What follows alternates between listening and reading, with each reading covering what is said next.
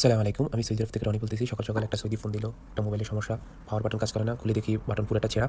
তো আমি কাস্টমারকে বললাম যে, "আপনার শুধু পাওয়ার বাটনটা চলবে, মাইনাস বাটনটা আর প্লাস বাটনটা চলবে না। কারণ এই দেশে স্টিকগুলো পাওয়া যায় না, একদম পুরানো সেট।" তারপরে আমি ওনাকে বুঝিয়ে বললাম। বলার পরে উনি বলল, "আচ্ছা ঠিক আছে, আমার শুধু পাওয়ার বাটনটা হলে হবে। আমি ভলিউম আপ ডাউন সেটিং থেকে করতে পারবো।" তারপরে আমি বললাম, "আচ্ছা ঠিক আছে, তাহলে আমি জাম্পার কইরা দিতেছি। একটু সময় লাগবে আধা ঘন্টা।"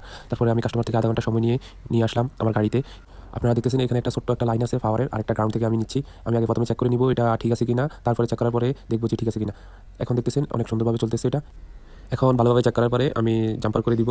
এই দেখুন জাম্পারিং ওয়্যার নিলাম, ভালোভাবে এটাকে রাং দিয়ে ঘষে আপনার পরিষ্কার করে নিতে হবে। তাহলে সুন্দরভাবে টিকসই হবে, কারণ ২ দিন পর যদি সই দিয়ে আসে তারপরে অনেক ঝামেলা হয়ে যায়।